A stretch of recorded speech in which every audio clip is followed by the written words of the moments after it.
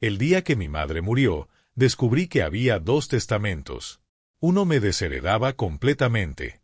El otro cambió mi vida para siempre. Y lo que encontré escrito en esas páginas me hizo entender que mi madre guardaba un secreto que explicaba 30 años de favoritismo hacia mi hermana perfecta. Mi nombre es David, tengo 35 años, y esta es la historia más dolorosa y reveladora de mi vida. Una historia que comenzó cuando era apenas un niño de 5 años y mi hermana Elena tenía 7. Desde ese momento, siempre supe que ella era la favorita. Era imposible no darse cuenta. Elena era todo lo que mis padres esperaban de una hija. Sacaba las mejores notas, era obediente, educada, siempre decía lo correcto en el momento correcto. Yo, en cambio, era el niño problemático. No porque fuera malo, sino porque simplemente era diferente. Me gustaba dibujar, soñar despierto, hacer preguntas incómodas. Mientras Elena estudiaba para ser la mejor de su clase, yo me perdía en mis propios mundos imaginarios. Recuerdo vívidamente el día en que todo se volvió más evidente. Tenía 8 años y había dibujado un retrato de mi familia. Estaba orgulloso de mi trabajo, había puesto todo mi corazón en esos trazos infantiles. Corrí hacia la cocina donde mi madre preparaba la cena y le mostré mi dibujo con una sonrisa enorme. Mamá apenas lo miró. Sus ojos se posaron en el papel por un segundo antes de decir con esa voz fría que llegaría a conocer también: «Está bien, David. ¿Pero ya terminaste tus tareas?» Elena ya terminó las suyas y está ayudándome con la cena. Ese mismo día, Elena había traído a casa un examen de matemáticas con la calificación perfecta. Mi madre lo pegó en el refrigerador con orgullo, llamó a mi padre al trabajo para contarle la buena noticia e incluso llamó a mi abuela para presumir. Mi dibujo terminó en algún cajón, olvidado. Los años pasaron y el patrón se intensificó. Elena era la hija modelo que ingresó a medicina con una beca completa. Yo apenas logré graduarme de la preparatoria porque preferí dedicar mi tiempo a tocar guitarra y escribir canciones. Cuando le dije a mi madre que quería estudiar arte, su respuesta fue devastadora: «El arte no es una carrera, David. Es un pasatiempo. Necesitas algo serio, como lo que está haciendo Elena». Pero aquí viene algo que cambiaría toda mi perspectiva sobre esos años. Algo que no descubrí hasta mucho después, cuando ya era demasiado tarde para cambiar las cosas. Mi padre murió cuando yo tenía 22 años. Fue un infarto súbito, inesperado. En el funeral, vi algo que me marcó profundamente. Mi madre lloraba, sí, pero había algo extraño en su dolor. No era solo tristeza por la pérdida de su esposo. Era algo más profundo, más complejo. Era como si estuviera liberándose de una carga que había llevado durante años. Elena, por supuesto, se convirtió en el apoyo incondicional de mamá. Recién graduada de medicina, ya tenía un trabajo prestigioso en el hospital más importante de la ciudad. Se había casado con Roberto, un abogado exitoso, y vivían en una casa hermosa en el mejor barrio. Yo, mientras tanto, tocaba en bares los fines de semana y trabajaba en una tienda de instrumentos musicales durante la semana. Las reuniones familiares se volvieron un suplicio. Mi madre no perdía oportunidad de compararnos. Elena acaba de ser promovida a jefe de su departamento, decía con orgullo. «¿Y tú, David, cuándo vas a sentar cabeza? Ya tienes 25 años». Cuando Elena quedó embarazada de su primer hijo, pensé que mi madre iba a explotar de felicidad. Organizó un baby shower que parecía más una boda real. Invitó a toda la familia extendida, a sus amigas, a las vecinas. Gastó una fortuna en decoraciones y comida. Cuando nació mi sobrino Mateo, mi madre prácticamente se mudó a casa de Elena para ayudar con el bebé. Yo intenté acercarme, ser un buen tío, pero siempre me sentía como un extraño en esas reuniones familiares. Mi madre hablaba de Elena y Mateo durante horas, pero cuando yo mencionaba algún proyecto musical o algún pequeño logro en mi trabajo, el tema cambiaba rápidamente. La gota que derramó el vaso llegó cuando cumplí 30 años. Había estado trabajando en un álbum durante 2 años, componiendo canciones, ahorrando cada peso para poder grabarlo profesionalmente.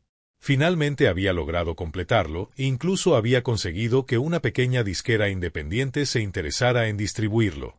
El día de mi cumpleaños, Organicé una pequeña reunión en mi apartamento.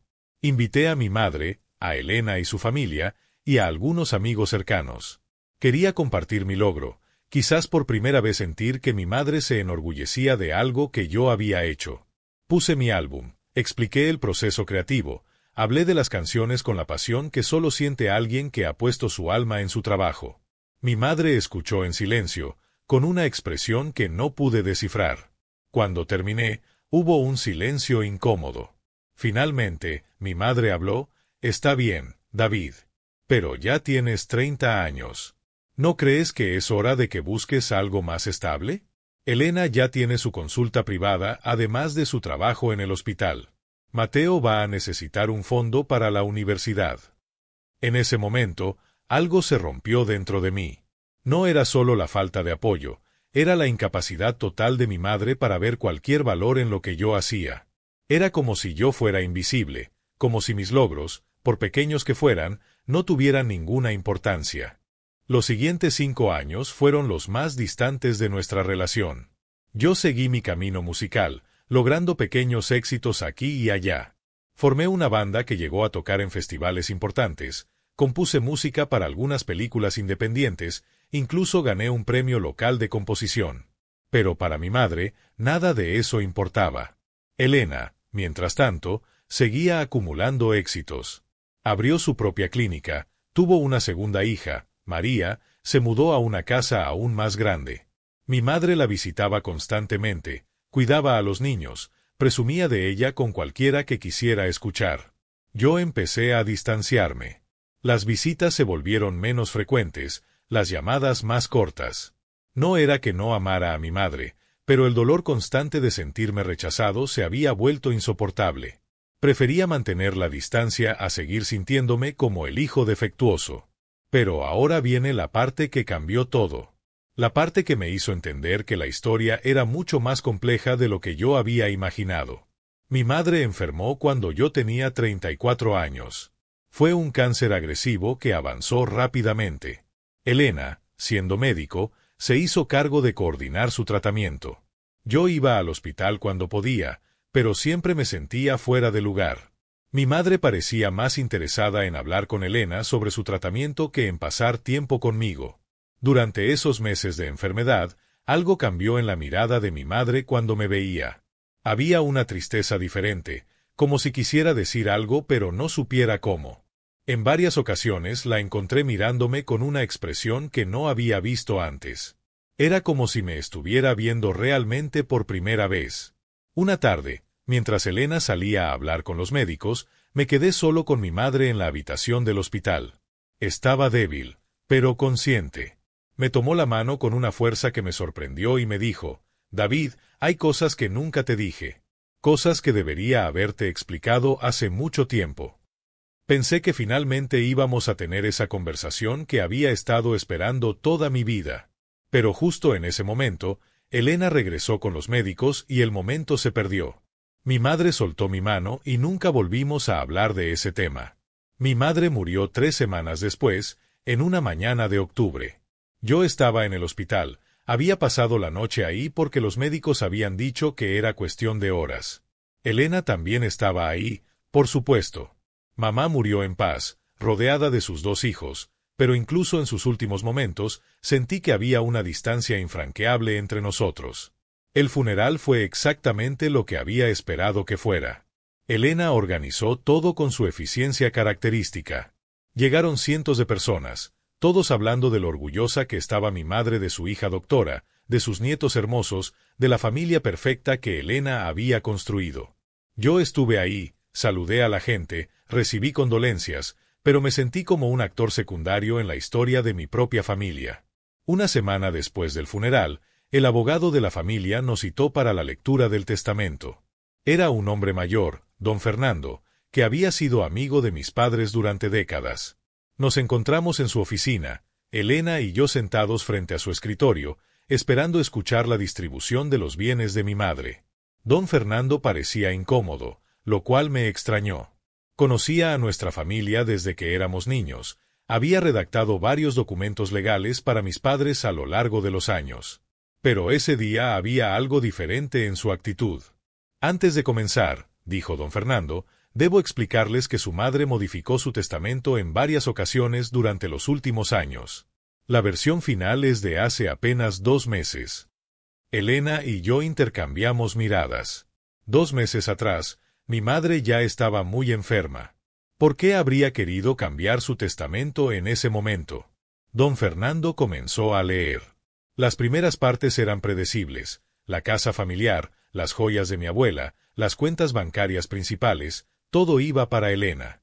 Yo no me sorprendí.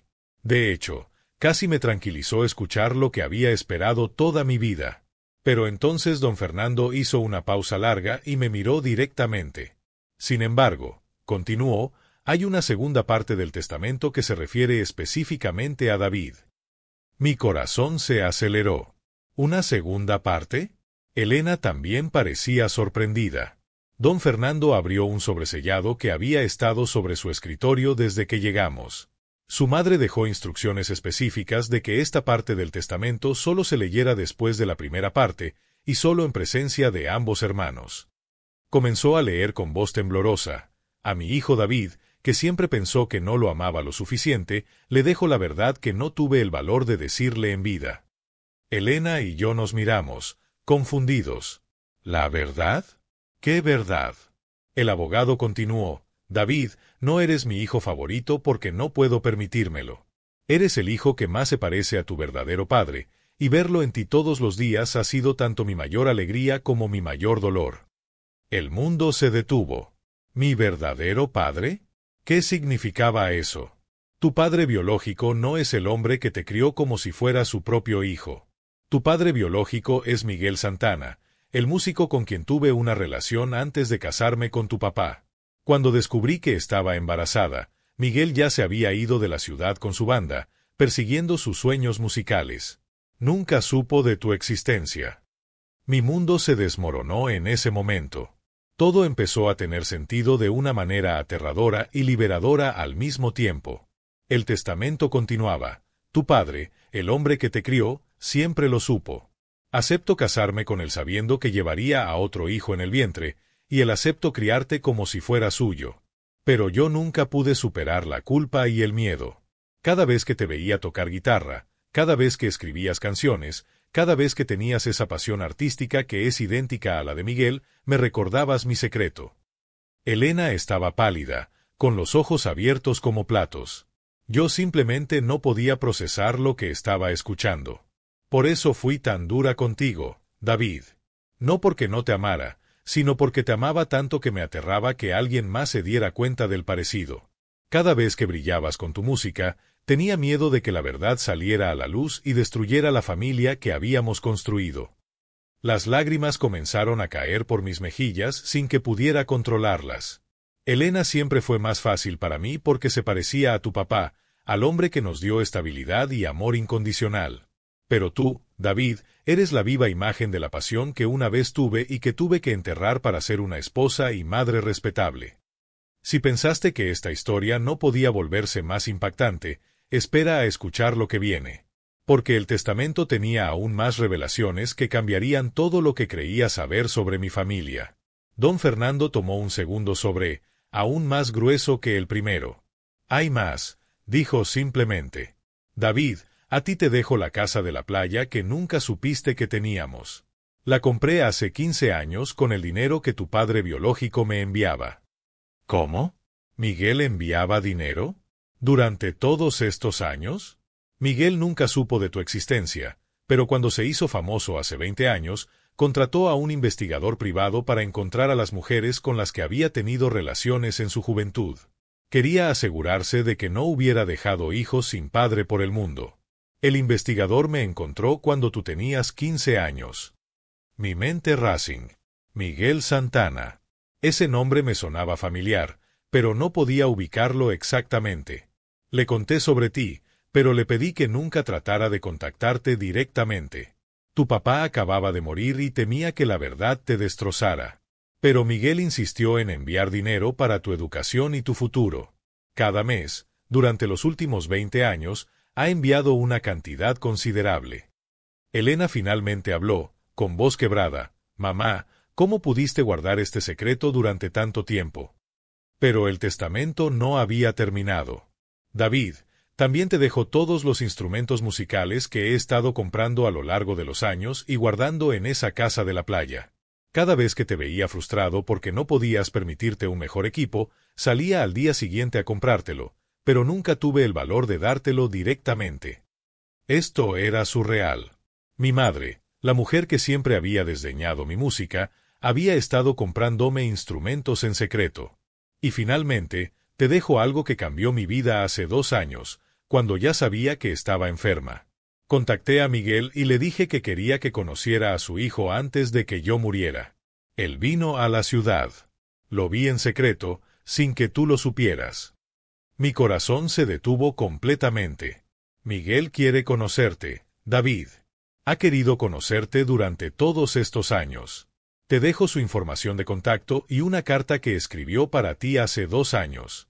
Una carta que he leído cientos de veces, llorando por haberte privado de conocer a un padre que te habría entendido como yo nunca pude hacerlo. Don Fernando sacó una carta del sobre. Era gruesa, escrita a mano en papel de buena calidad. ¿Quieren que lea la carta ahora o prefieren llevársela para leerla en privado? Yo no podía hablar. Elena tomó mi mano por primera vez en años. Léala ahora, dijo ella con voz suave. Creo que David necesita escucharla. Don Fernando desdobló la carta y comenzó a leer con voz emocionada. Hijo, no sé si algún día leerás estas palabras, pero necesito escribirlas aunque nunca lleguen a ti. Mi nombre es Miguel Santana, y soy tu padre biológico.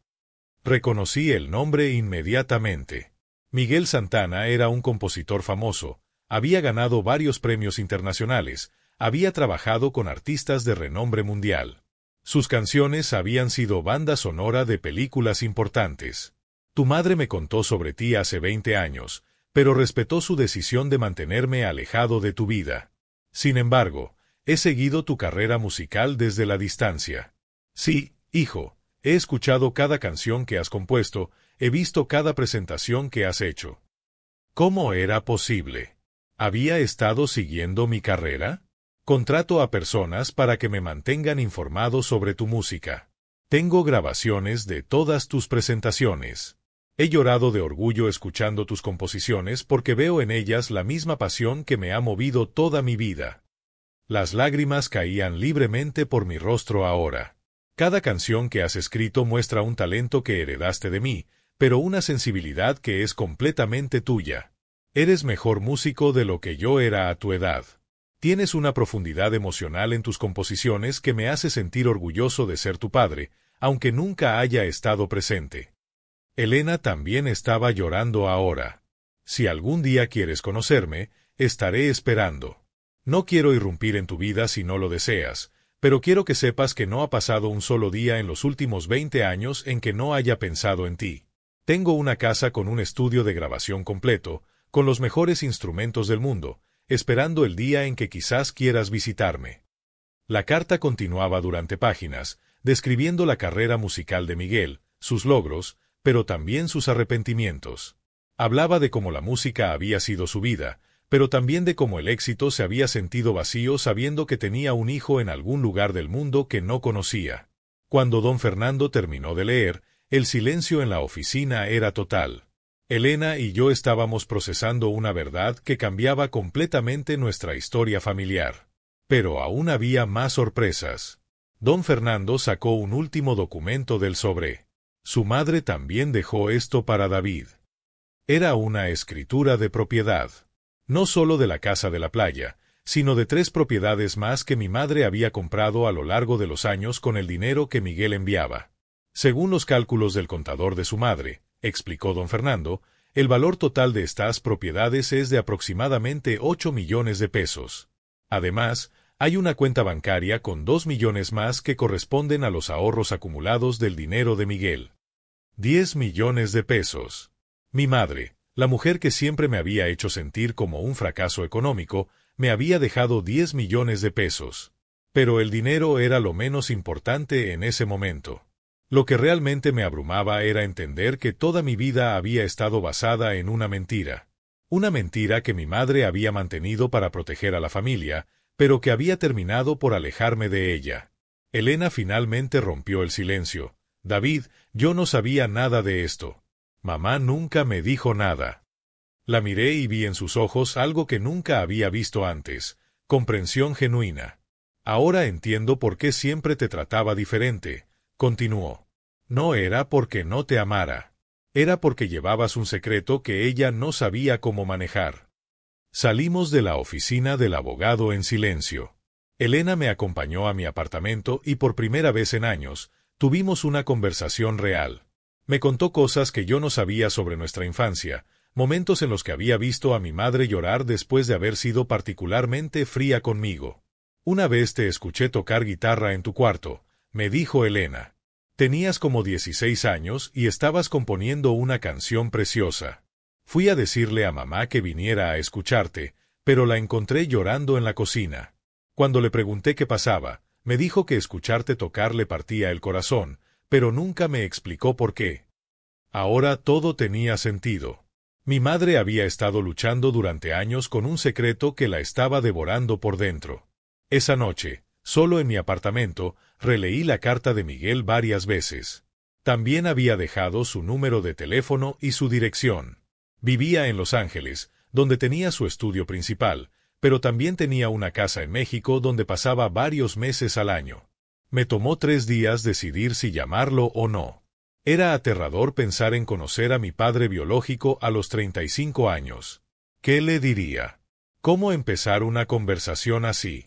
Finalmente, una tarde de jueves, marqué su número. Contestó al segundo timbrazo. ¿Miguel Santana? Sí, soy yo. Habla David. David Ramírez. Creo que soy tu hijo. Hubo un silencio largo, y luego escuché algo que me hizo llorar, mi padre biológico sollozando del otro lado de la línea. Hijo, dijo finalmente con voz quebrada.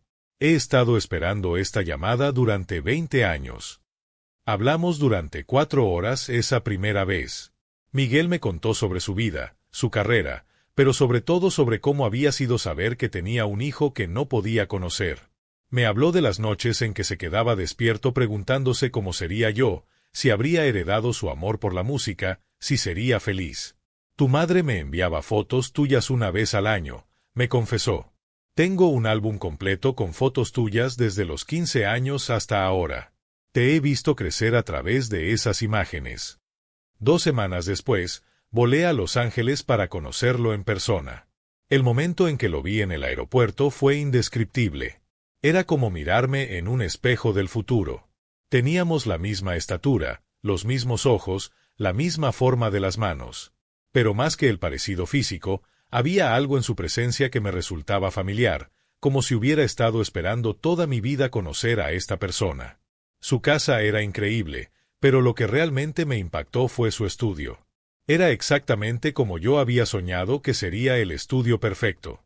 Tenía guitarras de todas las épocas, teclados antiguos y modernos, equipos de grabación que yo solo había visto en revistas. Todo esto es tuyo también, me dijo con una sonrisa. He estado esperando tener a alguien con quien compartir mi pasión por la música. Pasé 2 semanas con él. Me enseñó técnicas de composición que había aprendido a lo largo de sus 40 años de carrera. Grabamos juntos, improvisamos durante horas, compartimos historias sobre cómo la música había moldeado nuestras vidas.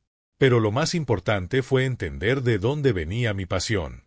Miguel me explicó que en su familia, la música era tradición desde generaciones atrás. Su abuelo había sido mariachi, su padre había sido director de orquesta sinfónica.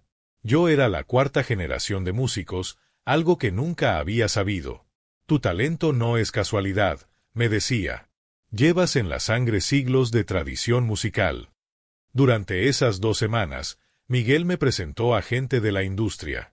Productores, compositores, artistas famosos que conocía mi trabajo porque él había estado promocionándome discretamente durante años. He estado esperando el momento correcto para ayudarte oficialmente, me explicó. Quería conocerte primero, asegurarme de que realmente querías dedicarte a la música por pasión y no solo por conveniencia. Resulta que Miguel tenía planes específicos para mí. Había estado preparando una colaboración entre varios compositores latinoamericanos para crear un álbum conceptual sobre las historias familiares no contadas. Quería que yo fuera el compositor principal del proyecto. Sería perfecto, me dijo. Tu historia es exactamente el tipo de narrativa emocional que necesitamos para este proyecto. Regresé a México con una perspectiva completamente nueva sobre mi vida.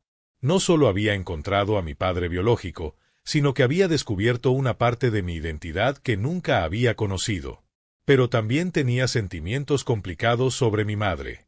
Por un lado, entendía por qué había mantenido el secreto. Por otro lado, no podía evitar sentir dolor por todos los años de distancia innecesaria. Elena y yo comenzamos a pasar más tiempo juntos. Ahora que entendíamos la dinámica familiar real, pudimos hablar abiertamente sobre nuestra infancia. Ella me confesó que siempre había sentido la presión de ser perfecta porque percibía que yo tenía algún tipo de problema con mamá que ella no entendía. Siempre pensé que quizás mamá te amaba menos porque eras más rebelde, me dijo. Nunca imaginé que fuera al revés, que te tratara mal justamente porque te amaba demasiado. Decidí ir a la casa de la playa que mi madre me había dejado. Estaba ubicada en un pueblo costero a 3 horas de la ciudad, un lugar hermoso que nunca había visitado porque nunca supe que existía. La casa era perfecta. No era ostentosa, pero tenía todo lo que necesitaba. Y efectivamente, había una habitación completa llena de instrumentos musicales. Guitarras de diferentes tipos, un piano de cola, baterías, equipos de grabación, amplificadores. Era como una tienda de música profesional. En el piano encontré partituras con anotaciones de mi madre. Eran transcripciones de canciones mías que había descargado de Internet. Había escrito comentarios en los márgenes: esta progresión de acordes es hermosa, la letra de esta canción me hizo llorar, David tiene tanto talento como su padre. Encontré un diario escondido en uno de los cajones del escritorio. Era de mi madre, y las entradas abarcaban los últimos 10 años de su vida. Las primeras entradas que leí me destrozaron. Hoy David tocó en el festival de la ciudad. Fui a escucharlo escondida, para que no me viera. Su música es tan hermosa que no pude contener las lágrimas. Es idéntico a Miguel cuando toca. Tengo tanto miedo de que alguien se dé cuenta del parecido. David cumple 30 años hoy. Quiero abrazarlo y decirle lo orgullosa que estoy de él, pero cada vez que lo veo a Miguel, y el miedo me paraliza. ¿Cómo le explico que lo amo tanto que me duele? Elena me preguntó por qué soy tan dura con David. No sé cómo explicarle que cada logro de él me llena de orgullo y terror al mismo tiempo. Orgullo porque es increíblemente talentoso. Terror porque cada día se parece más a su padre. Página tras página, el diario revelaba el tormento interno de mi madre. Su amor por mí era evidente en cada entrada, pero también su miedo constante de que la verdad destruyera nuestra familia. Una entrada particularmente dolorosa decía: David está distanciándose de la familia. Sé que es mi culpa. Mi frialdad lo está alejando, pero no sé cómo cambiar sin revelar el secreto. Prefiero que me odie a que descubra la verdad y odie al hombre que lo crió como su hijo. Las últimas entradas del diario eran diferentes. Eran de después de que le diagnosticaran el cáncer. Ya no tengo tiempo para seguir guardando este secreto. David merece conocer la verdad sobre quién es y de dónde viene su talento. Merece conocer a su padre biológico. Merece entender por qué he sido tan fría con él. Contacté a Miguel. Acepto venir a conocer a David. Vamos a encontrarnos mañana. Después de 20 años, voy a ver al hombre que amé antes de casarme. El hombre que me dio al hijo más parecido a mí que podría haber tenido. Vi a Miguel hoy. Los años han sido amables con él. Sigue teniendo esa pasión en los ojos que me enamoró cuando éramos jóvenes. Hablamos de David durante horas. Miguel lloró cuando le mostré fotos recientes. Dice que David es más talentoso que él a esa edad. Quiere conocerlo desesperadamente. Decidí cambiar mi testamento. David necesita saber la verdad, pero no tengo el valor de decírsela en persona. Será más fácil para él si la descubre después de mi muerte, cuando ya no tenga que lidiar con mis emociones complicadas sobre el tema. Leer ese diario me ayudó a entender finalmente a mi madre. No había sido una mala madre. Había sido una mujer aterrorizada tratando de mantener unida a su familia mientras lidiaba con un secreto que la estaba consumiendo. Durante los siguientes meses, Miguel y yo desarrollamos una relación padre-hijo que ninguno de los dos había esperado poder tener. Él venía a México regularmente, yo iba a Los Ángeles cuando podía. Trabajábamos en música juntos, pero también simplemente pasábamos tiempo como padre e hijo. El proyecto del álbum conceptual se materializó de manera increíble. Trabajamos con otros compositores de toda Latinoamérica, cada uno aportando historias familiares complejas y emotivas. Mi contribución principal fue una suite de 5 canciones basada en mi propia experiencia, el descubrimiento de la verdad sobre mi padre, la comprensión del dolor de mi madre y la reconciliación con mi identidad. La canción principal, que titulé Cartas no enviadas, se convirtió en un éxito inesperado. Era una balada que contaba la historia desde la perspectiva de mi madre, imaginando todas las cosas que ella hubiera querido decirme pero nunca pudo. Miguel me ayudó con los arreglos, y cuando la grabamos juntos por primera vez, ambos terminamos llorando en el estudio. El álbum fue lanzado 6 meses después de la muerte de mi madre y recibió reconocimiento internacional. Ganamos un Grammy Latino en la categoría de Mejor Álbum de Música Alternativa. Cuando subí al escenario a recibir el premio, dediqué el reconocimiento a mi madre, que me enseñó que el amor verdadero a veces viene disfrazado de protección. Pero los cambios en mi vida no se limitaron al éxito profesional. Mi relación con Elena también se transformó completamente. Ahora que entendíamos la dinámica real de nuestra familia, pudimos construir una relación genuina como hermanos adultos. Elena me confesó algo que me sorprendió: siempre te envidiaba, David. ¿A mí? ¿Por qué? Porque mamá hablaba de ti cuando no estabas. Cuando estábamos solas, siempre mencionaba tus canciones, tus presentaciones. Decía cosas como, David tocó hermoso anoche, o, la nueva canción de David me hizo llorar. Pero cuando tú estabas presente, se ponía fría. Yo no entendía por qué. Nunca me dijo nada de eso directamente. Lo sé.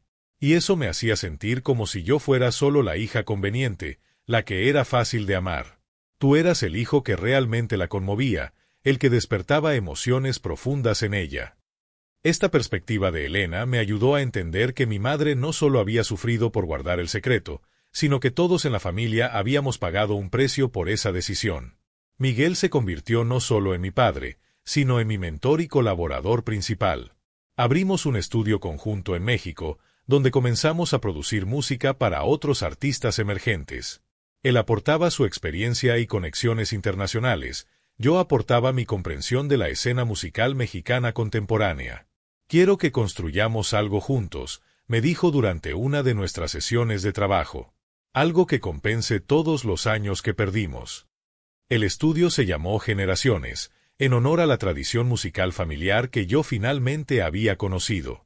Rápidamente se convirtió en uno de los estudios más respetados del país, atrayendo artistas de todo el continente.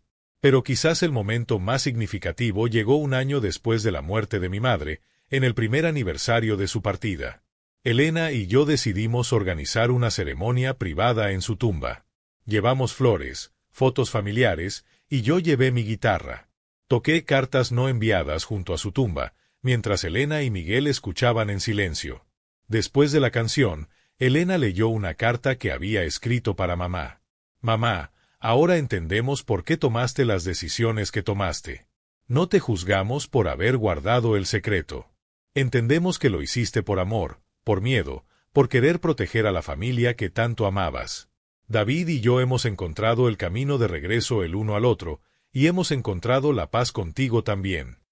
Yo también tenía algo que decir. Mamá, perdóname por todos los años que pasé sintiéndome rechazado. Ahora sé que me amabas tanto que te dolía demostrármelo. Gracias por darme la vida, por proteger el secreto hasta que estuviera listo para conocer la verdad, y por asegurarte de que finalmente conociera a mi padre biológico. Miguel puso su mano en mi hombro. Y gracias por criar al hijo más increíble que podría haber pedido, aunque yo no estuviera ahí para ayudar. Si les gustan este tipo de historias reales y emocionantes, no olviden suscribirse al canal y activar las notificaciones. Sus historias también importan, y me encanta leer sus comentarios compartiendo experiencias similares. Los meses siguientes trajeron aún más revelaciones sorprendentes.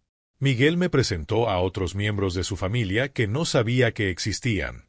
Tenía abuelos paternos vivos, tíos, primos, toda una rama familiar que había estado esperando conocerme.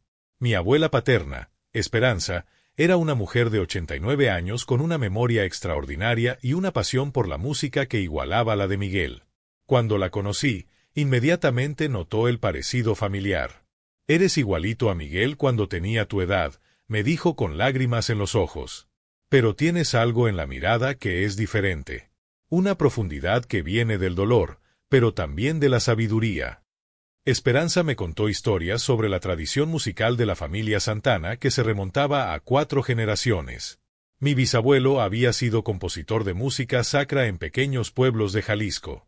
Mi abuelo había dirigido la banda municipal durante 50 años.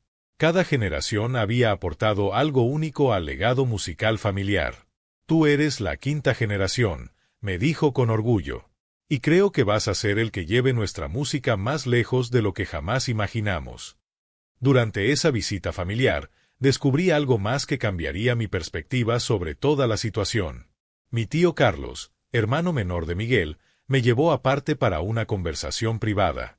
«David, hay algo que Miguel nunca te ha contado, algo que quizás explique por qué tu madre fue tan protectora contigo». «¿Qué quieres decir?» Miguel no se fue de México solo por seguir sus sueños musicales. Se fue porque estaba huyendo de problemas serios. Carlos me explicó que cuando Miguel era joven, había tenido problemas con drogas y alcohol. Su carrera musical había estado a punto de destruirse varias veces por sus adicciones. No se había estabilizado hasta sus 40 años. «Tu madre probablemente supo sobre estos problemas», continuó Carlos. «Quizás por eso decidió no contactarlo cuando supo que estaba embarazada. No quería exponerte a un padre que estaba luchando con adicciones». Esta información me hizo ver la decisión de mi madre desde una perspectiva completamente diferente. No había sido solo miedo o cobardía. Había sido una decisión consciente de protegerme de una situación potencialmente peligrosa. Cuando confronté a Miguel sobre esto, se puso visiblemente incómodo. «Tu tío tiene razón», admitió finalmente. «Durante mis 20 y mis 30, no habría sido un buen padre para nadie. Estaba demasiado perdido en mis propios demonios. Tu madre probablemente tomó la decisión correcta al mantenerme alejado». «¿Cuándo cambiaste?» «Cuando cumplí 40 años tuve una sobredosis que casi me mata. Desperté en el hospital y me di cuenta de que había desperdiciado 20 años de mi vida. Fue entonces cuando contraté al investigador para buscar a las mujeres de mi pasado. Quería asegurarme de que no había dejado hijos que estuvieran sufriendo por mis errores». «¿Y cuándo supiste de mí?» Fue lo que terminó de motivarme a cambiar completamente. Saber que tenía un hijo en algún lugar del mundo me dio una razón para luchar contra mis adicciones. Llevo 15 años sobrio, David. Todo gracias a saber que algún día quizás podría conocerte. Esta conversación profundizó aún más mi respeto por las decisiones de mi madre. Había protegido no solo el secreto, sino que me había protegido de conocer a mi padre biológico durante sus años más problemáticos. El segundo año después de la muerte de mi madre trajo el proyecto más ambicioso de mi carrera. Miguel y yo decidimos crear una fundación para ayudar a jóvenes músicos que, como yo, no tenían los recursos para desarrollar su talento profesionalmente. La fundación se llamó Cartas No Enviadas, en honor a la canción que había cambiado mi vida. Nuestro objetivo era identificar jóvenes con talento musical excepcional pero sin recursos económicos y proporcionarles educación, instrumentos y oportunidades de grabación. Elena decidió unirse al proyecto como directora administrativa. «Quiero hacer algo significativo en memoria de mamá», me dijo. Algo que habría hecho que se sintiera orgullosa de ambos. Nuestro primer beneficiario fue un chico de 16 años de un barrio marginal de la Ciudad de México. Se llamaba Rodrigo, tocaba guitarra como autodidacta y componía canciones con una profundidad emocional que me recordaba a mí mismo a esa edad. Cuando lo conocimos, vivía con su abuela en una casa de 2 cuartos. Su guitarra era un instrumento barato que había comprado de segunda mano, pero su talento era indiscutible. Nadie en mi familia entiende por qué paso tanto tiempo con la música, nos contó durante nuestra primera reunión. Dicen que debería concentrarme en conseguir un trabajo real, punto. Su historia me resonó profundamente. Era como ver mi propia juventud reflejada en otro joven talentoso que no tenía el apoyo familiar necesario. Miguel y yo decidimos no solo proporcionarle instrumentos y educación, sino también ser sus mentores personales. Comenzó a venir al estudio 3 veces por semana para sesiones de composición y grabación. Rodrigo progresó de manera extraordinaria. En 6 meses había mejorado su técnica dramáticamente, había compuesto un álbum completo de material original, y había comenzado a presentarse en pequeños venues de la ciudad. Pero lo más significativo fue ver cómo el apoyo y la comprensión cambiaron su confianza. De ser un chico tímido e inseguro sobre su talento, se convirtió en un joven seguro de sí mismo que sabía exactamente qué quería hacer con su vida. Es increíble lo que puede pasar cuando alguien cree en ti, me dijo Rodrigo después de su primera presentación profesional. Mi abuela siempre me apoyó, pero ustedes me enseñaron que mi música realmente puede ser algo importante. Ver el impacto de nuestro apoyo en la vida de Rodrigo me hizo entender algo fundamental sobre mi propia historia. Mi madre había creído en mí, pero su miedo había impedido que me lo demostrara directamente. El daño no había venido de la falta de amor, sino de la falta de comunicación sobre ese amor. La fundación creció rápidamente. Al final del segundo año, habíamos apoyado a 15 jóvenes músicos. 3 de ellos habían conseguido contratos discográficos, 5 más estaban estudiando música en universidades prestigiosas con becas completas, y todos habían encontrado su voz artística única. Miguel comenzó a llamar a estos jóvenes mis nietos musicales. Es como si estuviera recuperando el tiempo perdido contigo a través de ellos, me decía. Durante este tiempo, también desarrollé una relación más profunda con mis sobrinos, Mateo y María. Ahora que Elena y yo teníamos una relación genuina, sus hijos comenzaron a verme como el tío que realmente podía ser. Mateo, que ya tenía 8 años, mostró interés por la música. Elena me pidió que le diera clases de guitarra. Quiero que Mateo tenga lo que tú no tuviste, me dijo. Quiero que sepa que su familia apoya completamente su creatividad. Las clases con Mateo se convirtieron en algunos de los momentos más significativos de mi semana. Era como tener la oportunidad de ser el tío que yo habría necesitado cuando era niño. Tío David, me preguntó un día después de una lección, ¿por qué la abuela nunca me contó que eras tan bueno con la música? La pregunta me hizo reflexionar sobre cómo los secretos familiares afectan a múltiples generaciones. Mateo había crecido sabiendo que yo era músico, pero sin entender realmente la importancia de mi trabajo porque mi madre nunca había hablado de ello con orgullo delante de él. La abuela tenía sentimientos complicados sobre mi música, le expliqué de manera apropiada para su edad. Pero te aseguro que estaba orgullosa de mí. Solo le costaba trabajo mostrarlo. El tercer aniversario de la muerte de mi madre coincidió con el lanzamiento de mi segundo álbum solista. Esta vez, era completamente diferente del primero. En lugar de canciones sobre dolor y pérdida, había creado un álbum sobre reconciliación, comprensión y nuevos comienzos. La canción principal se llamaba Herencias Invisibles y hablaba sobre todas las cosas que heredamos de nuestros padres más allá de los bienes materiales, los miedos, los sueños, los talentos, las heridas y también la capacidad de sanar. El lanzamiento del álbum coincidió con un concierto especial en el Teatro Nacional. Era mi primera presentación en un venue tan prestigioso, y había invitado a toda mi familia extendida, tanto del lado de mi padre adoptivo como del lado de Miguel. Elena estaba en primera fila con sus hijos.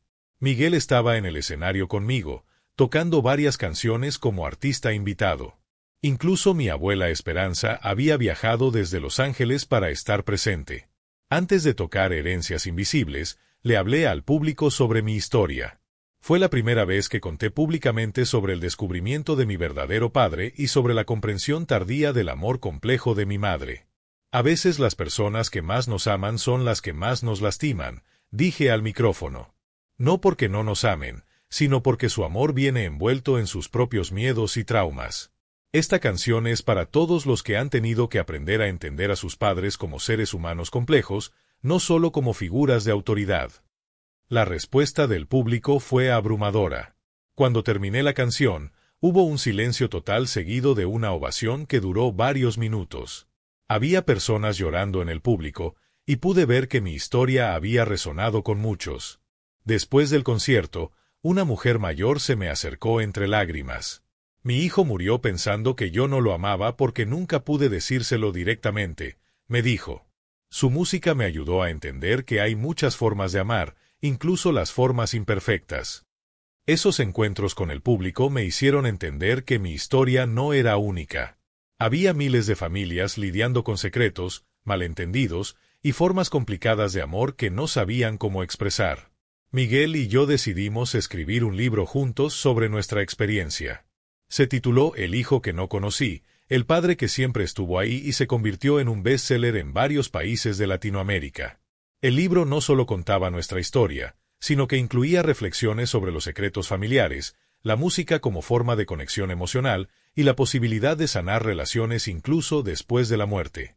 Escribir este libro con David ha sido como tener todas las conversaciones que nunca pudimos tener durante sus primeros 35 años, escribió Miguel en el prólogo.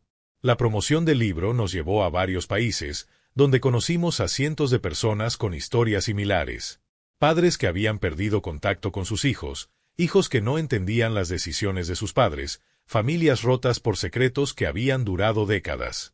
En cada presentación del libro, hacíamos un pequeño concierto donde tocábamos algunas de las canciones que habíamos escrito juntos.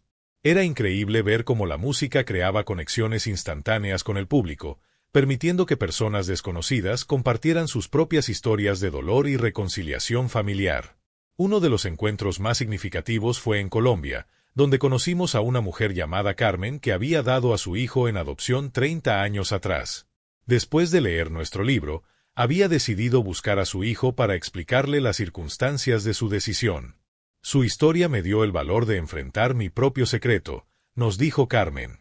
Me di cuenta de que mi hijo merece conocer la verdad, aunque sea dolorosa.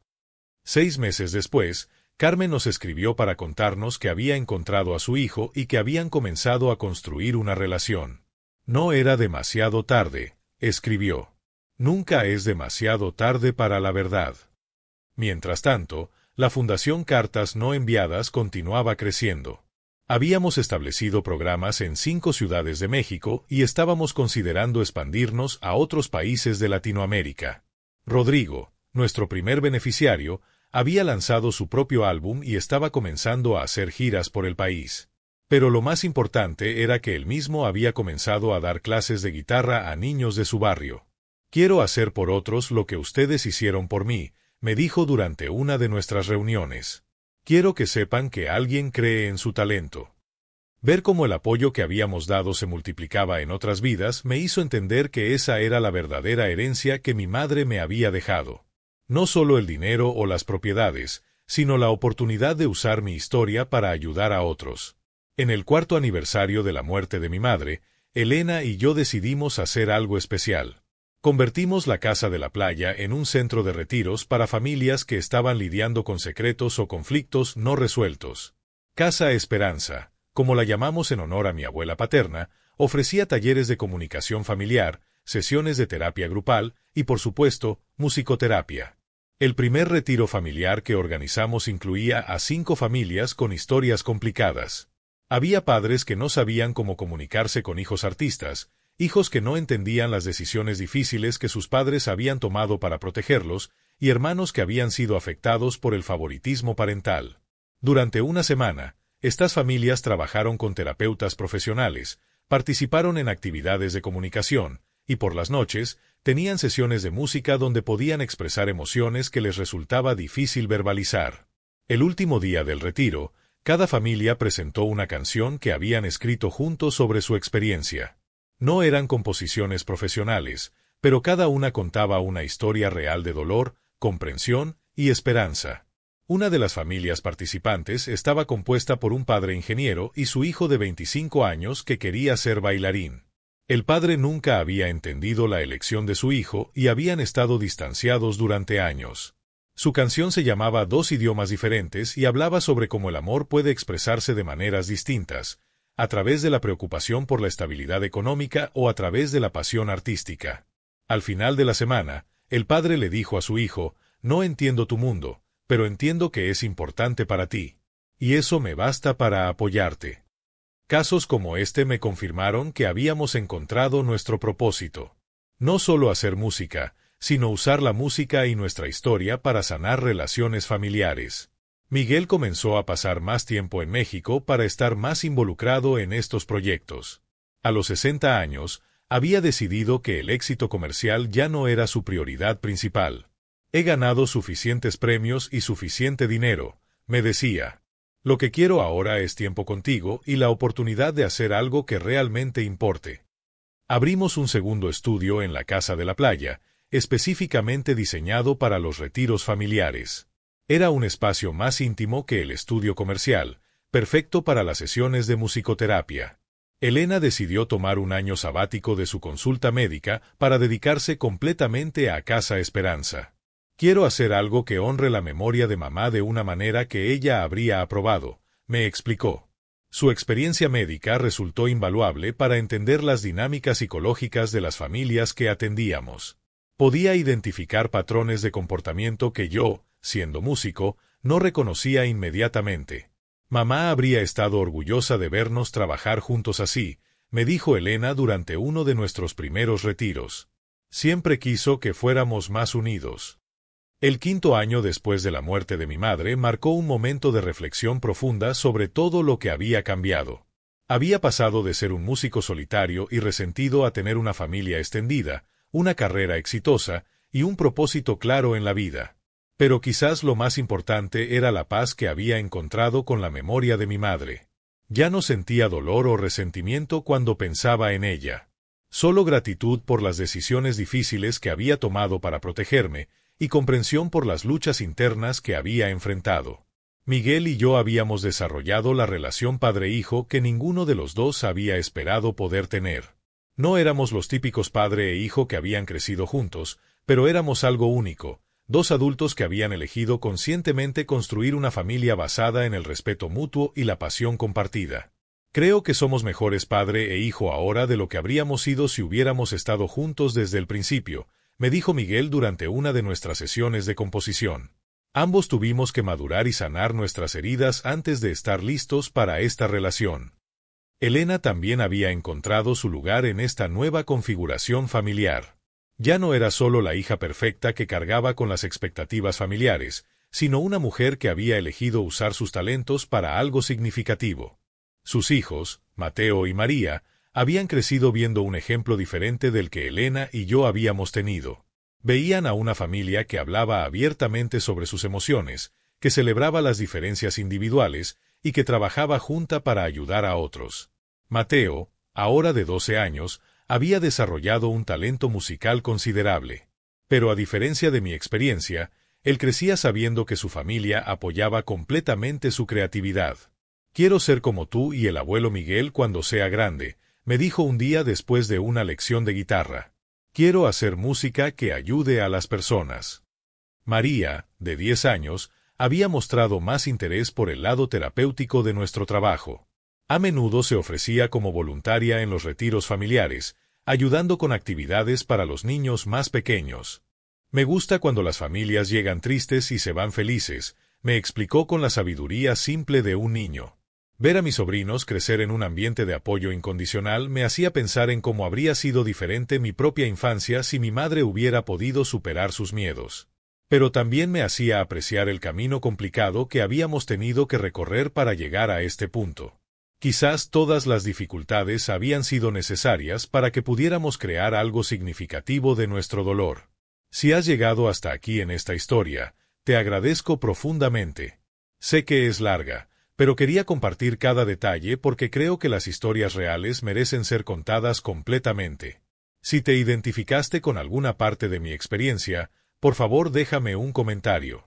Me encanta leer sus propias historias y conectar con personas que han vivido situaciones similares.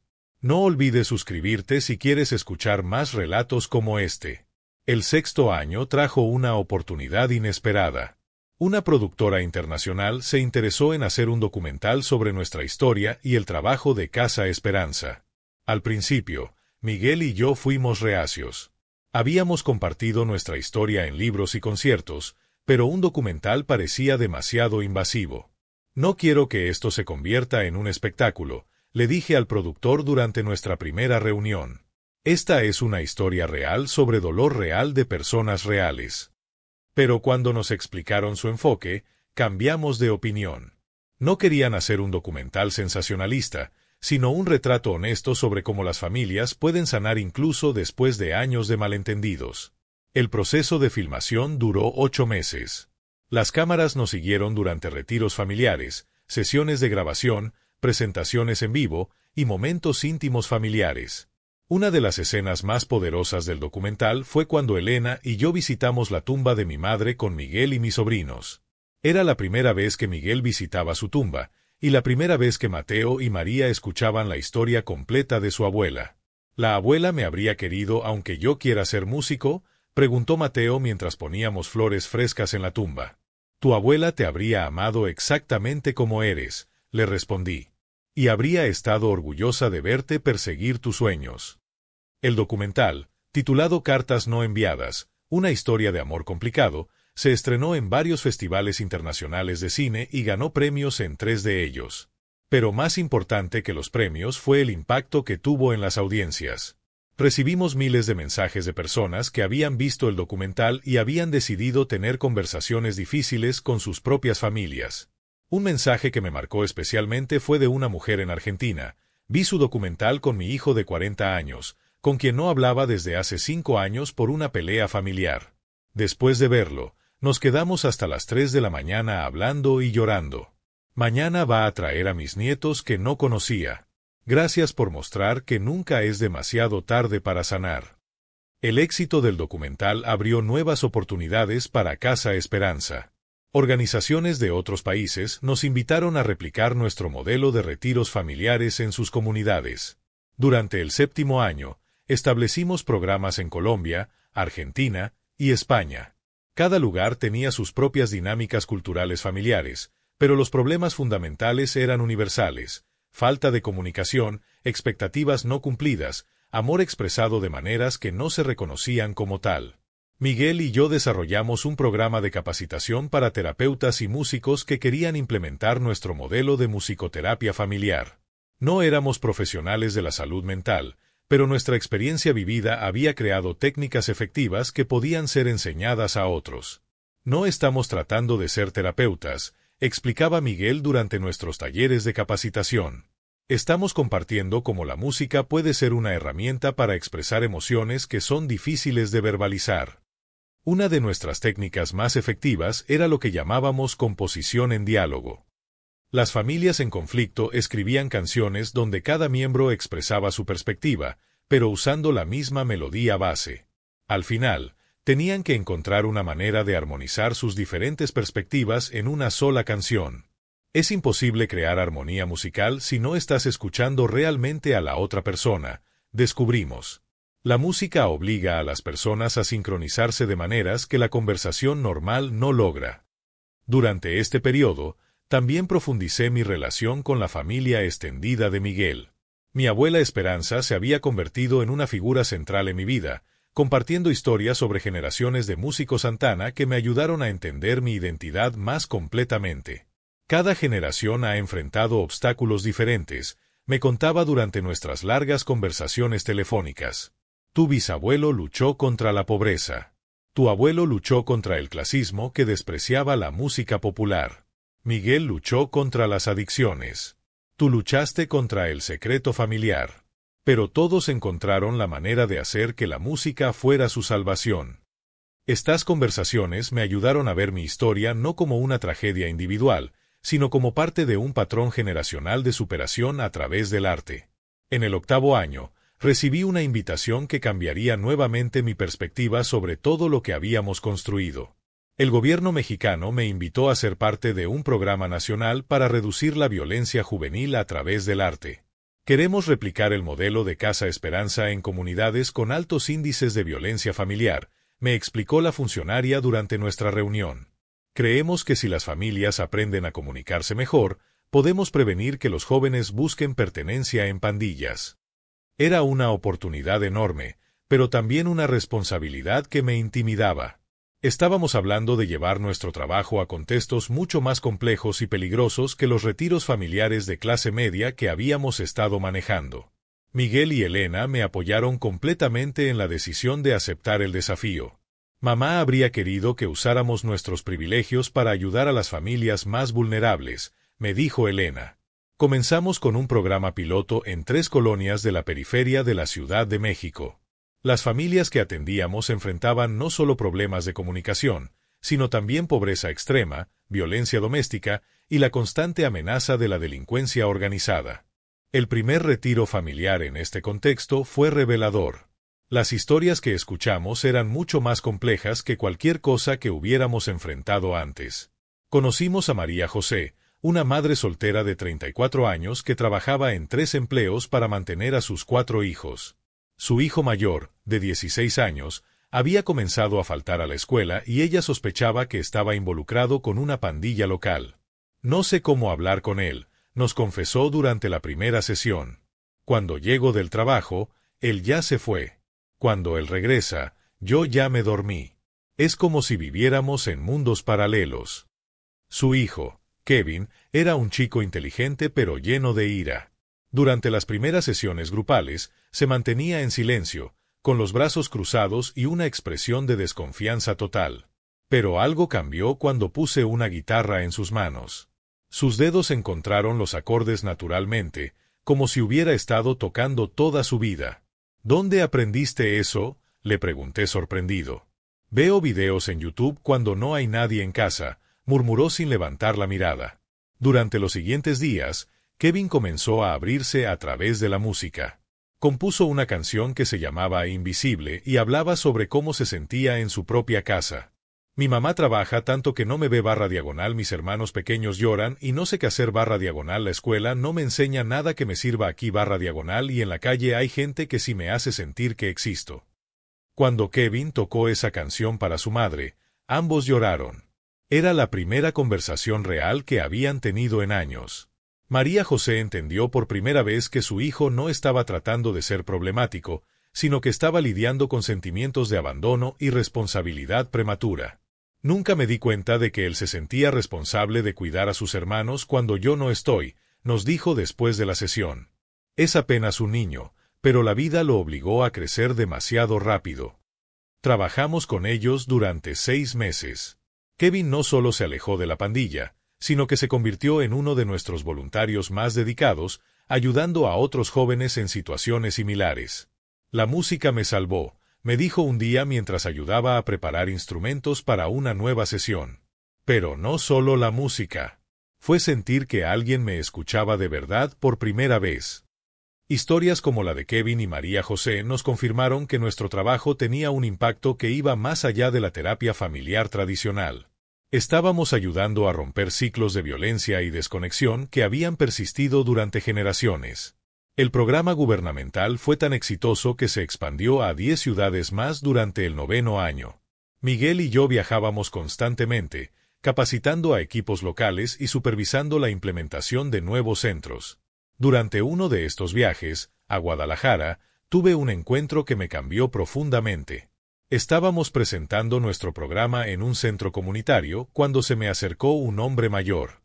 ¿Usted es David Ramírez?, me preguntó con voz temblorosa. Sí, soy yo. Mi nombre es Roberto Ramírez. Creo que fui amigo de su padre adoptivo hace muchos años. El mundo se detuvo. Nadie me había hablado sobre los amigos de mi padre adoptivo desde su muerte. Roberto me contó que había trabajado con mi padre durante los últimos años de su vida. Su papá sabía sobre Miguel, me dijo directamente. Y quiero que sepa que nunca lo resentí por ello. ¿Cómo lo supo? Su padre era un hombre muy observador. Notó el parecido desde que usted era pequeño. Pero más que eso, reconoció el talento musical que no venía de ningún lado en su familia.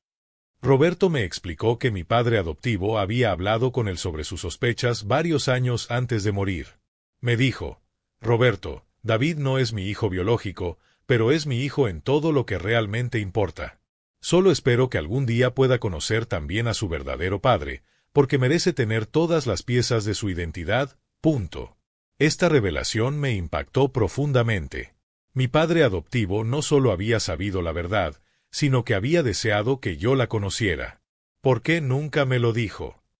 Porque respetaba a su esposa. Sabía que ella tenía sus razones para mantener el secreto, y no quería crear conflicto en el matrimonio. Pero siempre esperó que ella encontrara el valor para contarle la verdad. Roberto me dio algo que cambiaría mi perspectiva sobre toda mi infancia, una caja llena de cartas que mi padre adoptivo había escrito para mí, pero nunca me había dado. Me pidió que se las entregara si algo le pasaba y si usted alguna vez necesitaba entender cuánto lo amaba, me explicó Roberto. Esa noche, en mi hotel, abrí la caja con manos temblorosas. Había docenas de cartas, organizadas por años, desde mis 5 años hasta poco antes de la muerte de mi padre.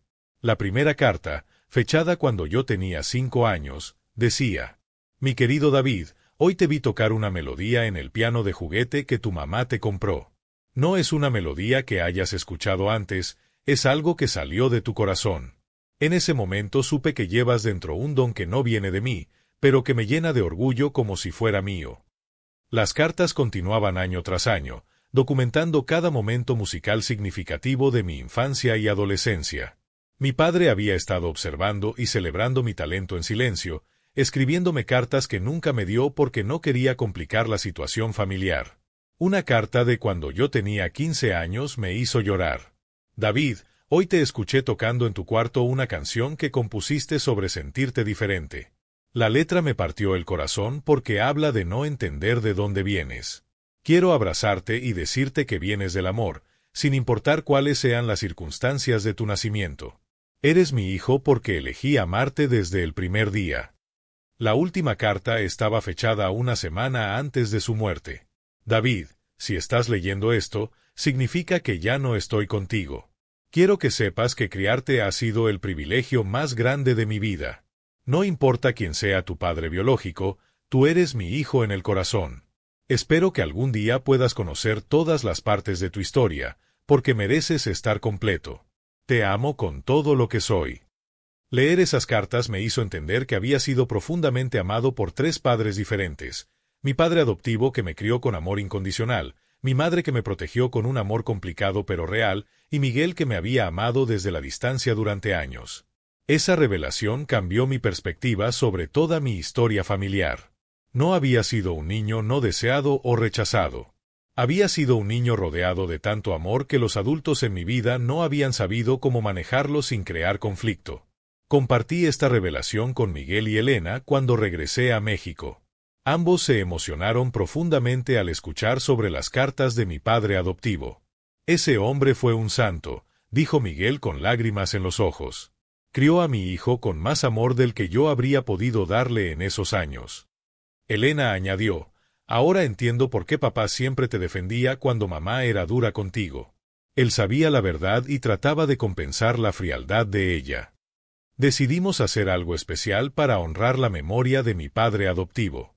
Creamos una beca en su nombre para jóvenes que, como yo, estaban siendo criados por padres adoptivos o padrastros que los apoyaban incondicionalmente.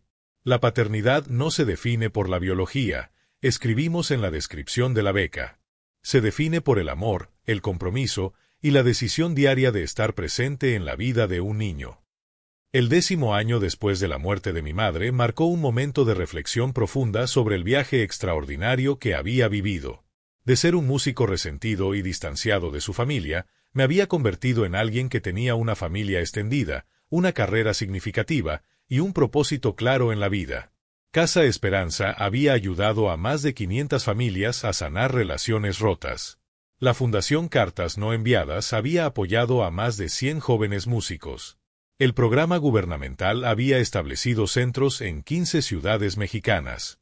Pero quizás lo más significativo era la paz personal que había encontrado. Ya no había dolor cuando pensaba en mi madre, solo gratitud. Ya no había resentimiento hacia mi infancia, solo comprensión. Ya no había preguntas sin respuestas sobre mi identidad, solo certeza sobre quién era y hacia dónde iba. Miguel, ahora de 65 años, había encontrado en nuestro trabajo conjunto el propósito que había estado buscando durante toda su carrera.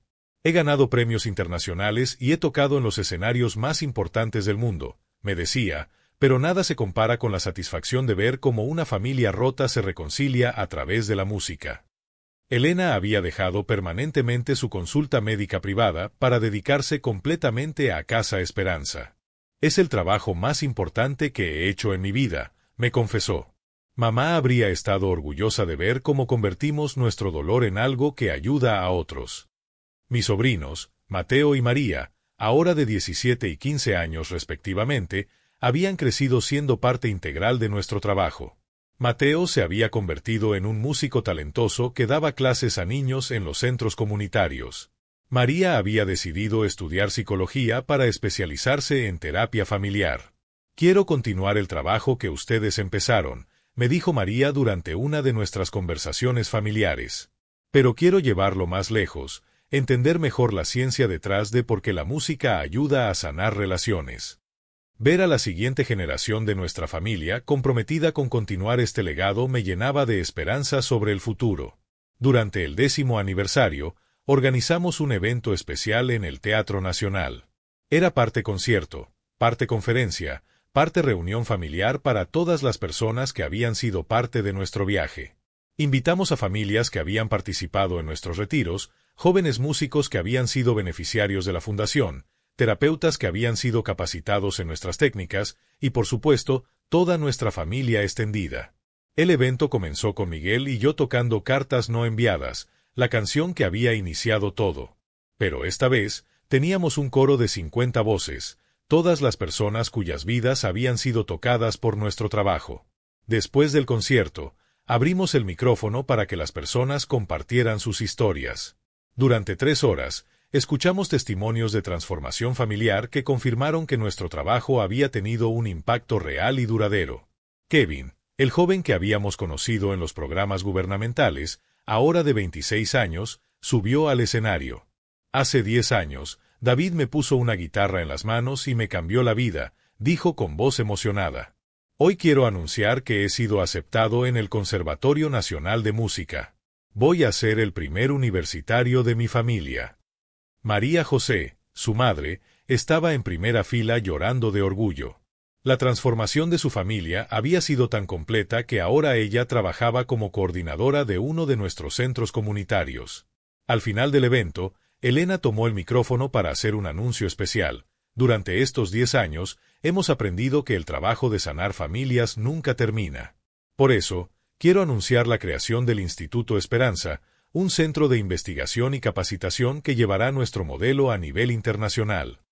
El Instituto Esperanza sería el siguiente paso en la evolución de nuestro trabajo. Un lugar donde investigadores, terapeutas, músicos y trabajadores sociales podrían estudiar y perfeccionar las técnicas que habíamos desarrollado empíricamente. Queremos que lo que empezó como la historia personal de una familia complicada se convierta en una herramienta científicamente respaldada para ayudar a familias en todo el mundo, explicó Elena. Miguel y yo habíamos decidido donar nuestros derechos de autor de Cartas no enviadas y del libro que habíamos escrito juntos para financiar el instituto. Era nuestra manera de asegurar que el trabajo continuara incluso después de que nosotros ya no estuviéramos.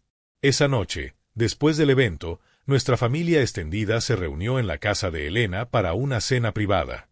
Estábamos Miguel y yo, Elena y sus hijos, mi abuela Esperanza que había venido especialmente para el evento, algunos tíos y primos del lado de Miguel, y Roberto, el amigo de mi padre adoptivo que se había convertido en una figura paterna adicional en mi vida. Durante la cena, mi abuela Esperanza, ahora de 94 años pero con una mente clara como el cristal, pidió silencio para hacer un brindis. Hace 10 años, esta familia estaba rota por secretos y malentendidos, dijo con voz firme. Hoy estamos aquí, 3 generaciones unidas, celebrando no solo nuestra sanación, sino el hecho de que hemos convertido nuestro dolor en una fuerza para sanar a otros. Esto es lo que significa la verdadera herencia familiar. Levantamos nuestras copas, y en ese momento sentí una gratitud tan profunda que me costó trabajo contener las lágrimas. No solo por todo lo que habíamos logrado, sino por el viaje extraordinario que nos había llevado hasta ahí. Después de la cena, Me quedé solo en el jardín de Elena, mirando las estrellas y reflexionando sobre la increíble cadena de eventos que había comenzado con el testamento de mi madre. Miguel se unió a mí en el jardín. ¿En qué piensas?, me preguntó. En cómo todo cambió por un secreto familiar, le respondí. Si mamá me hubiera contado la verdad desde el principio, probablemente habríamos tenido una relación normal. Pero también probablemente nunca habríamos creado todo esto. ¿Te arrepientes de cómo sucedieron las cosas? Lo pensé cuidadosamente antes de responder. No. Creo que necesitábamos vivir el dolor para entender realmente cómo sanarlo. Si hubiéramos tenido una familia perfecta desde el principio, nunca habríamos desarrollado la empatía necesaria para ayudar a otras familias rotas. Miguel asintió. Tu madre tomó decisiones imperfectas, pero al final, incluso sus errores se convirtieron en algo hermoso. Esa conversación me hizo entender algo fundamental sobre la vida. A veces nuestras heridas más profundas se convierten en nuestros dones más grandes.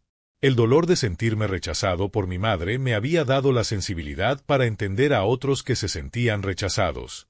La confusión sobre mi identidad me había dado la capacidad de ayudar a otros que luchaban con preguntas similares. Los años siguientes fueron de consolidación y expansión internacional. El Instituto Esperanza estableció programas en 12 países, capacitó a más de 500 terapeutas especializados y publicó investigaciones que respaldaban científicamente la efectividad de la musicoterapia familiar. Miguel y yo continuamos componiendo juntos, pero ahora nuestras canciones tenían un propósito específico. Eran herramientas terapéuticas diseñadas para ayudar a las familias a expresar emociones complejas. Creamos álbumes temáticos para diferentes tipos de conflictos familiares, canciones para padres e hijos distanciados, melodías para hermanos en conflicto, armonías para familias reconstruidas. Cada álbum venía con una guía terapéutica que explicaba cómo usar las canciones en sesiones familiares.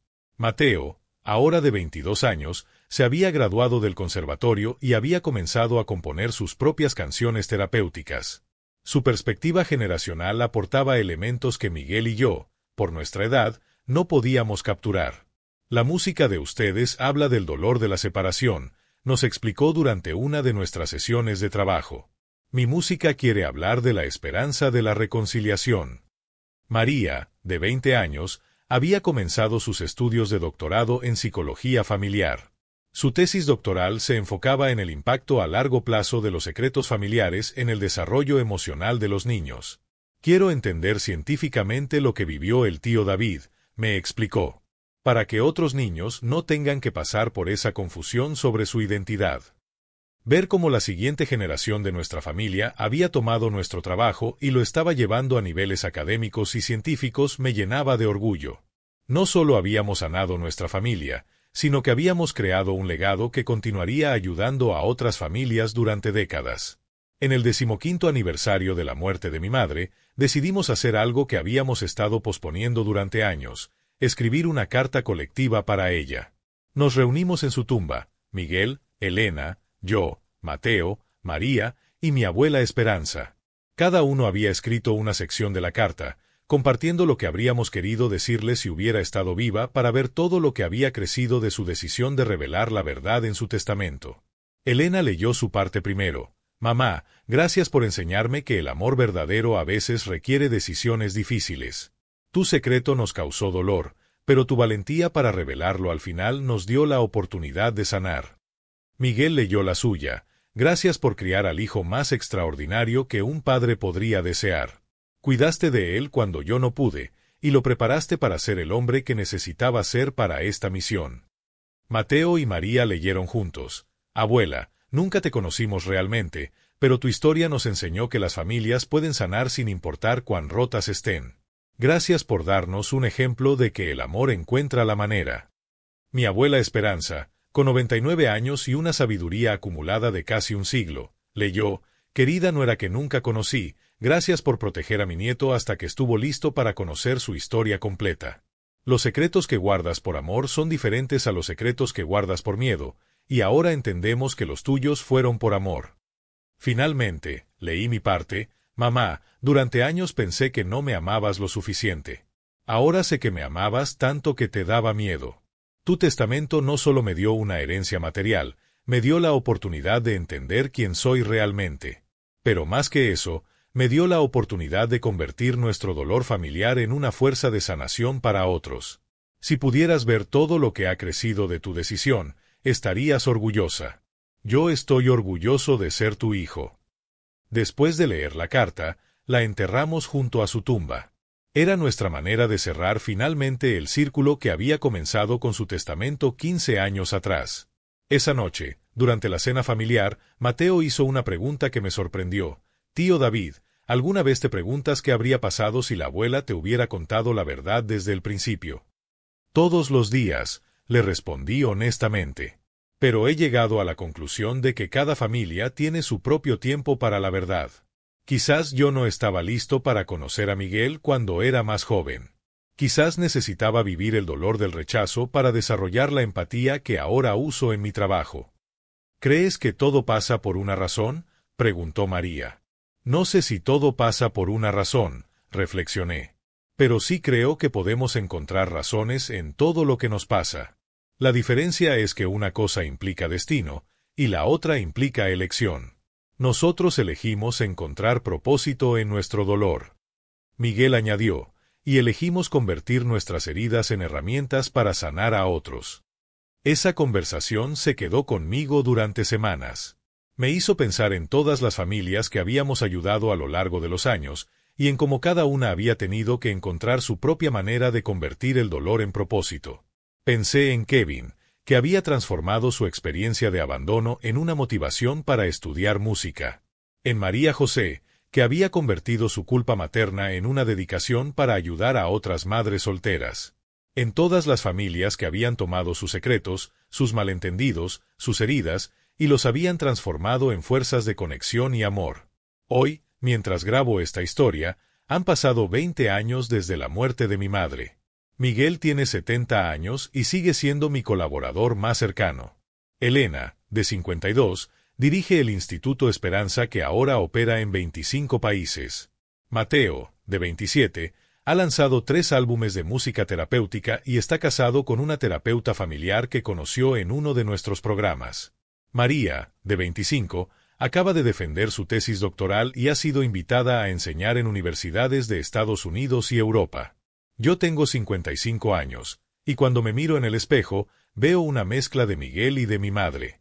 Tengo la pasión musical de mi padre biológico, pero también la determinación protectora de mi madre. He aprendido a ver estas características no como una división en mi identidad, sino como una riqueza que me permite entender diferentes perspectivas. Casa Esperanza sigue operando en la casa de la playa que mi madre me dejó. Cada mes recibimos familias de todo el mundo que vienen a participar en nuestros retiros intensivos. El lugar se ha convertido en un santuario para la sanación familiar, un espacio donde los secretos pueden ser revelados con seguridad y donde las heridas pueden comenzar a sanar. La Fundación Cartas No Enviadas ha apoyado a más de 500 jóvenes músicos. Muchos de ellos ahora tienen carreras exitosas, pero lo más importante es que todos han aprendido a usar su música como una herramienta de conexión emocional, no solo como entretenimiento. El programa gubernamental se ha expandido a nivel federal en México y ha sido adoptado por otros países latinoamericanos. Los estudios han demostrado una reducción del 40% en la violencia juvenil en las comunidades donde se implementa y una mejora significativa en la comunicación familiar. Pero quizás lo más significativo es que nuestra historia se ha convertido en esperanza para miles de familias que pensaban que sus relaciones rotas no tenían reparación. Recibo cartas constantes de personas que han leído nuestro libro, visto el documental o escuchado nuestras canciones, y han decidido tener conversaciones difíciles con sus familias. Padres que se reconectan con hijos distanciados, hijos que finalmente entienden las decisiones difíciles de sus padres, hermanos que superan años de rivalidad y resentimiento. Una carta que recibí la semana pasada me marcó especialmente. Era de una mujer en Colombia cuya madre había muerto sin revelar un secreto familiar similar al nuestro. Después de leer nuestra historia, había decidido investigar por su cuenta y había descubierto que tenía un hermano mayor que había sido dado en adopción antes de su nacimiento. Su historia me dio el valor de buscar la verdad, escribía. Encontré a mi hermano después de 40 años de separación. Él había estado buscándome también. Nos encontramos la semana pasada, y fue como encontrar una parte de mí que no sabía que faltaba. Gracias por mostrar que nunca es demasiado tarde para la familia. Historias como esta me recuerdan constantemente por qué nuestro trabajo es importante. No solo estamos ayudando a sanar familias individuales, sino que estamos cambiando la narrativa cultural sobre los secretos familiares, los conflictos generacionales y la posibilidad de reconciliación. Hemos demostrado que las familias no tienen que ser perfectas para ser funcionales, que los secretos no tienen que ser destructivos si se manejan con amor y honestidad, y que incluso las heridas más profundas pueden convertirse en fuentes de sabiduría y compasión. Si has llegado hasta el final de esta historia, quiero agradecerte por escuchar. Sé que es larga, sé que es compleja, pero las historias reales de transformación familiar no son simples. Requieren tiempo, paciencia, y la voluntad de ver más allá del dolor superficial hacia las motivaciones más profundas.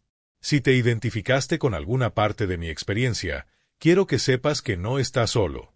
Todas las familias tienen secretos, todas las familias tienen heridas, todas las familias tienen malentendidos que pueden parecer irreparables. Pero también todas las familias tienen la capacidad de sanar si están dispuestas a enfrentar la verdad con amor.